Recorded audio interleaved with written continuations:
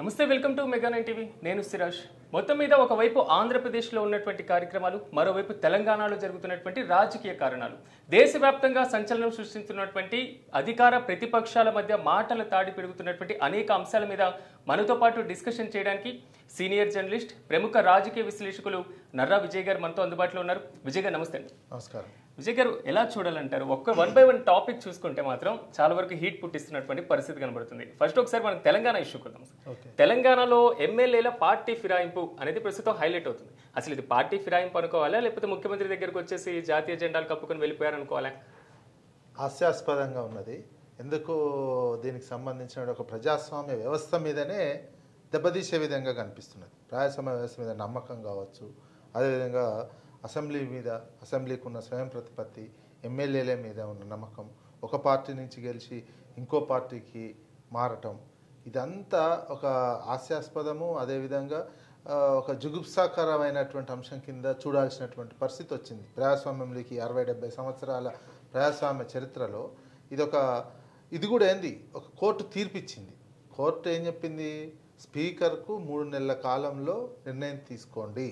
వీళ్ళు party మారిరని complaints వచ్చాయి, కేసుకు వచ్చింది సుప్రీంకోర్టు. అది కూడా దీని మీద మీరు 3 నెలల్లో చర్యలు తీసుకోండి అని చెప్పారు. చర్యలు తీసుకుంటే స్పీకర్ కార్యాలయం ఏం చేసింది? స్పీకరు వాళ్ళకు నోటీసులు ఇచ్చింది. ఇట్లా మీరు అది కూడా ఒక బెంచ్ మార్క్ అయినటువంటి జడ్జిమెంట్ అనుకోవాల్సిందే. ఈ సుప్రీంకోర్టు మీరు యాక్చువల్గా ప్రజాస్వామ్యంలో అసెంబ్లీ కానీ పార్లమెంట్ కానీ ఇట్లాంటి తప్పిదాలు జరిగినట్లయితే ఇమ్మీడియట్గా శాసనసభ సభ్యత్వము, పార్లమెంటు సభ్యత్వం పోయే విధంగా చట్టం రూపొందించాలి. సుప్రీంకోర్టు తీర్పు తర్వాతనైనా ఇమ్మీడియట్గా దానికి కావాల్సిన ఆర్డినెన్స్ అయినా తీసుకురావాల్సినటువంటి బాధ్యత ప్రజలు ఎన్నుకున్న ప్రభుత్వాలు లేదా పార్లమెంట్ చేయాల్సినటువంటి పరిస్థితి ఉండే.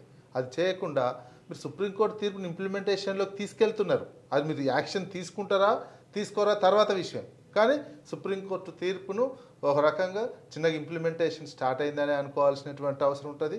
సుప్రీంకోర్టు తీర్పు ఇచ్చిన నేపథ్యంలోనే ముందు పార్టీ మారినటువంటి వాళ్ళకు నోటీసులు ఇచ్చారు. మీరు పార్టీ మారారు ఇట్లా అంటే వాళ్ళు రిటర్న్ ఏమి ఇస్తున్నారు సమాధానము? మేము ఇంకా పార్టీ మారలేదు, మేము బీఆర్ఎస్ పార్టీలోనే ఉన్నాము, మేము ఆ కండువా కప్పుకున్నది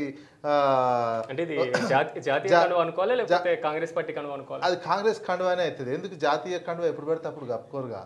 15th ఆగస్ట్ ఏమైనా 26th జనవరి ఎప్పుడు పడితే అప్పుడు కప్పుకోవడానికి కూడా వీలేదు. జాతీయ జెండా దానికి ఒక పద్ధతి, ప్రోటోకాల్స్ ఉంటాయి. ఎప్పుడు పడితే అప్పుడు జాతీయ జెండా కప్పుకోవడానికి కూడా వీలు లేదు. అది కాంగ్రెస్ పార్టీకి సంబంధించి వాళ్ళంతా కూడా చెప్పినారు కదా. కాంగ్రెస్ పార్టీకి సంబంధించినటువంటి మరి వాళ్ళ అవతల పార్టీకి సంబంధించిన కార్యక్రమాల్లో పార్టిసిపేషన్ చేయట్లేదు. మరి ఎందుకు కంప్లైంట్లు ఇచ్చారు? కొందరు దేవుళ్ళ కండువా అంటున్నారు. దేవుళ్ళ కండువా కప్పుకున్నాము. ఇవన్నీ ఇన్ఛార్జ్ గారు కూడా ఉన్నారు. అప్పుడు కాంగ్రెస్ పార్టీ ఇన్ఛార్జికి సంబంధించినటువంటి వాళ్ళు కూడా ఉన్నారు. ఇది అబద్ధాలకు పరాకాష్ట అన్నట్టు. ఇది ఎంత నాశనం చేయాలో వ్యవస్థని అంత నాశనం పట్టించేటువంటి చర్యల కింద చూస్తున్నటువంటిగా మనం పరిగణించాల్సినటువంటి అవసరం ఉంటుంది. ఎందుకంటే ఇది ఇంకా స్పీకర్ ఇప్పుడు పోచారం శ్రీనివాసరెడ్డి గారు ఉన్నారు. ఆయన స్పీకర్గా చేసిండండి. స్పీకర్గా చేసినటువంటి వ్యక్తి కూడా ఆ నోటీస్కు సమాధానం, నేను పార్టీ మారలేదు, నేను కండువా కప్పుకోలేదు, వీళ్ళంతా మళ్ళీ మామూలుగా మాటలు మేము కాంగ్రెస్ పార్టీలో చేరినవని కూడా చెప్పారు. వీళ్ళంతా బయటలు కూడా ఉన్నాయి, మీడియా ముందు ఉన్నటువంటి సందర్భంలో బయటలు ఉన్నాయి. ఆ తర్వాత కాంగ్రెస్ పార్టీ అధ్యక్షుడు ఉన్నటువంటి మహేష్ కుమార్ గౌడ్ గారు ఇటీవల ఒక ఛానల్ ఇంటర్వ్యూలో మేము 10 మందిని మా పార్టీలో చేర్చుకున్నామని కూడా చెప్పారు. అంత చెప్పిన తర్వాత కూడా మేము పార్టీ మారలేదు. ఎందుకు అంత ప్రజాస్వామ్యాన్ని కూని చేయాల్సినటువంటిది? మీరు పార్టీ మారితే రిజైన్ చేసి వెళ్ళిపోయి ఈ బై ఎలక్షన్స్ వస్తే గెలవండి, దానికి ఏం కాదు. ఇంత పెద్ద ప్రజాస్వామ్య వ్యవస్థని భారతదేశం ఇన్ని సంవత్సరాలు నిలబడుతుంటే కూని చేసేటువంటి కల్చర్ని తీసుకుపోతున్నటువంటిది. ఇది కూడా మన కాంగ్రెస్ పార్టీకే పెద్ద మచ్చ. ఎందుకంటే రాహుల్ గాంధీ గారు రోజు భారతదేశం అంతా చెప్తున్నారు.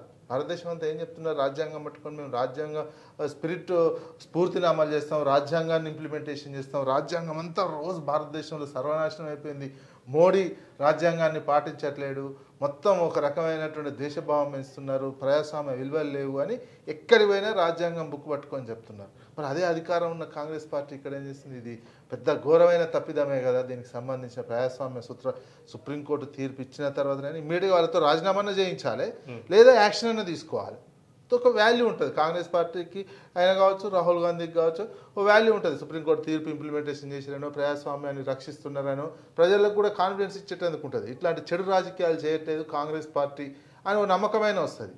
ఆ నమ్మకాన్ని కాకుండా మేము ఇప్పుడు పార్టీ మారలేదని చెప్పిచ్చే సమాధానాలు చెప్పియడం అంటే ఒక ఎమ్మెల్యే చెప్తున్నటువంటి మాట ఏంటంటే, నేను బీఎస్సీకి సంబంధించి ఏదైతే ఉంటుందో ప్రతిపక్షాలకు ఇచ్చేది ఒక సాంప్రదాయంగా ఉంది కాబట్టి నేను తీసుకున్నాను, నేను పార్టీ మారలేదు అంటున్నారు. ఒక కడియం శ్రీహరి, దానం నాగేందర్ వీళ్ళిద్దరే రాలేదు.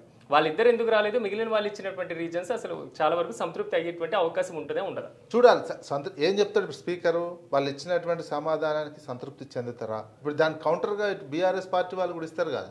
బీఆర్ఎస్ పార్టీ వాళ్ళు కూడా ఏంది, మీ అధ్యక్షుడు అది చెప్పారు, వీళ్ళు మాట్లాడినటువంటి బయటలు ఉన్నాయి, ఇవన్నీ ఉన్నాయి. అందుకని అవి చెప్తారు. చెప్పిన తర్వాత ఏ నిర్ణయం తీసుకుంటాడో స్పీకర్ చూడాలి. నిర్ణయం తీసుకోకపోతే మళ్ళీ సుప్రీంకోర్టుకి ఎట్లాగూ పోతారు. సుప్రీంకోర్టుకు వీళ్ళు చెప్పిన బయటలు ఇవన్నీ కూడా సుప్రీంకోర్టు ముందు కూడా ప్రదర్శించాల్సి వస్తుంది. సుప్రీంకోర్టుకు కూడా ఇవ్వాల్సి వస్తుంది. పార్టీ మారినవని వీళ్ళు చాలామంది బయటలు ఉన్నాయి.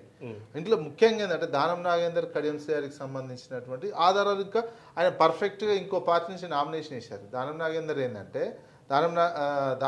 దానం నాగేందరు ఇక్కడ పార్టీలో ఉండి ఎమ్మెల్యేగా ఉండి కాంగ్రెస్ పార్టీ తరఫున బీఫామ్ తీసుకున్నాడు.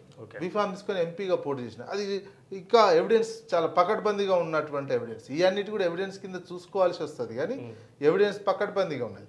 ఇవన్నీ కూడా ఇట్లాంటి ప్రజాస్వామ్యాన్ని చెడగొట్టద్దు.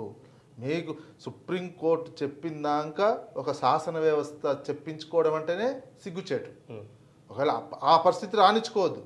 ఎందుకంటే భారతదేశంలో శాసన వ్యవస్థకు ఉన్న గౌరవం వేరు. శాసన వ్యవస్థే ఒక పవర్ఫుల్గా ఉన్నటువంటి వ్యవస్థ. పార్లమెంటరీ కావచ్చు, అదేవిధంగా శాసనసభ.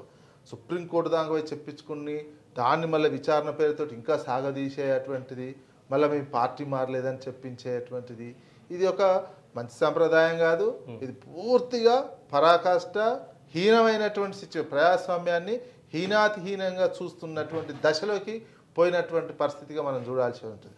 అందుకే విషజాలకు పోకుండా ప్రజాస్వామ్య విలువలు కాపాడాలంటే ఒక ప్రజలకు కూడా ఒక నమ్మకం, శాసన ఎమ్మెల్యేలన్నా గౌరవం రావాలన్నా, ముఖ్యమంత్రి అన్న గౌరవం రావాలన్నా, శాసన వ్యవస్థ స్పీకర్ మీద మరింత గౌరవం పెరగాలన్నా ఇమీడియట్గా వీళ్ళ మీద యాక్షన్ తీసుకోవాల్సినటువంటి అవసరం ఉంటుంది. ఇందులో కూడా మళ్ళీ కిటికీ అంటే యాక్షన్ తీసుకుంటే సుప్రీంకోర్టు తీర్పు ఇంప్లిమెంటేషన్ చేసినాము, ఇది ఒక బెంచ్ మార్క్ అవుతుంది దేశం అంతా అని చెప్పి ఒకవేళ యాక్షన్ తీసుకునే పరిస్థితులే వస్తే రాజీనామా చేపిస్తారని కూడా అంటున్నారు. ముందస్తుగా వాళ్ళతో రాజీనామా చేపిస్తారు. రాజీనామా చేసిన తర్వాత ఇంక యాక్షన్ ఏముంది అనే క్వశ్చన్ వస్తుంది. అంటే ఆ పరిస్థితి దాకా తీసుకెళ్తారా?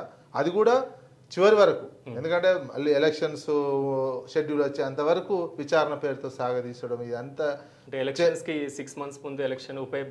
అట్లాంటి పరిస్థితి ఏమైనా తీసుకొస్తారా? అంటే అట్లాంటి పరిస్థితి తీసుకురాకుండా నిలబెట్టాల్సినటువంటి ప్రజాస్వామ్య విలువలను నిలబెట్టాల్సినటువంటి బాధ్యత ప్రభుత్వాల మీద ఉంటుంది, స్పీకర్ వ్యవస్థ మీద ఉంటుంది. అది చేయాలి. సుప్రీంకోర్టు చాలా స్పష్టంగా స్పీకర్ గారు అనే వ్యక్తి హౌస్ ప్రొసీడింగ్స్ జరుగుతున్నంత వరకు కూడా స్పష్టమైన పవర్స్ అన్నీ ఉంటాయి హౌస్కు సంబంధించినటువంటి. వన్స్ హౌస్కు సంబంధించిన తర్వాత వచ్చినట్లయితే ఒక ట్రిబ్యునల్ జడ్జి లాగానే చూడాల్సినటువంటి వస్తుంది. ఆ ట్రిబ్యునల్ జడ్జి హైకోర్టు, సుప్రీంకోర్టుకు, పైకోర్టులకు కూడా కట్టుబడి ఉండాల్సినటువంటి పరిస్థితి ఉంటుంది అని కూడా వ్యాఖ్యానించింది. ఆ రకంగా చెప్పడంతో వీళ్ళు సుప్రీంకోర్టు తీర్పుని ఇంప్లిమెంటేషన్ చేసేటువంటి సుప్రీంకోర్టు దాదాపు ఇప్పుడు వీళ్ళ మీద సుప్రీంకోర్టు అప్పర్ హ్యాండ్ సాధించినటువంటి అంశం కింద చూడాల్సినటువంటి అవసరం ఉంటుంది. ఆ పరిస్థితి తెచ్చుకోవద్దు. ఆ పరిస్థితిలో కూడా ఇంకా ఈ రకమైనటువంటి డ్రామాలు ఆడితే సుప్రీంకోర్టు మరింత యాక్షన్ తీసుకునే అవకాశం కూడా ఉంటుంది. ఇది మేము పార్టీ మారలేదు, ఈ జాతీయ కండువాలని చెప్పడం, దేవుని కండువాలని చెప్పడం, అది ఎప్పుడు పడితే అప్పుడు జాతీయ జెండా కండువాలు కప్పుకునే అటువంటి అవకాశం ఉండదు. దానికి ఒక ప్రోటోకాల్స్ ఉంటాయి. అందుకని టైం ఇప్పుడు నోటీస్ ఇచ్చారు, ఆ నోటీస్కి ఏం సమాధానం వస్తుందో, ఇతర పార్టీ వాళ్ళు ఏం చెప్తారో వాళ్ళు పక్క వాళ్ళందరూ బయటలు మాట్లాడి ఉన్నటువంటి యాక్షన్ అయితే తీసుకోవాలి. ప్రజాస్వామ్యాన్ని కాపాడాలి. చాలా ప్రజల్ని మరింత అభివృద్ధి వైపు తీసుకువెళ్ళే విధంగా ఒక విలువలతో కూడిన రాజకీయాలు చేయాల్సినటువంటి బాధ్యత రాజకీయ నాయకుల మీదనే ఉంది, ముఖ్యమంత్రి మీద ఉన్నది. ఇప్పుడు వ్యవస్థ ఏంది, స్పీకర్ వ్యవస్థ ఇండిపెండెంట్గా వ్యవహరించేటువంటి సిచ్యువేషన్ నుంచి జారిపోతుంది. అందుకని పార్టీ హైకమాండ్ చెప్తేనే నిర్ణయాలు తీసుకునేటువంటి సిచ్యువేషన్ వచ్చింది ఎక్కడైనా పరిస్థితి. అందుకని దాన్ని కూడా మొత్తం సవరించుకోవాల్సినటువంటిది, ఒక స్వయం ప్రతిపత్తి, ఒక విలువలతో కూడినటువంటి రాజకీయాలు నడిచే విధంగా రాజకీయ నాయకులు నడుచుకోవాల్సినటువంటి అవసరం ఉంది. ఓకే.